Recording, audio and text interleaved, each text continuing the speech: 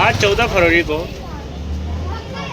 जो black day मनाते हैं हम शहीदों की याद में, शहीदों को कुछ इस प्रकार से याद कर रहा हूँ। ओ यूं न लम्हा लम्हा मेरी याद में हो के तन्हा तन्हा, मेरे बाद में नैना अश्क न हो, माना कल से होंगे हम दूर, नैना अश्क न हो, नैना अश्क न हो, नैना अश्क न हो।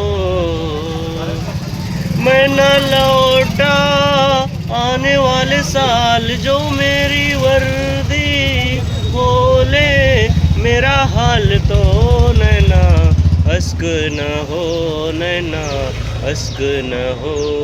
ये समझना मैं हूँ मजबूर, नैना अश्क न हो, नैना अश्क न हो, नैना अश्क न हो।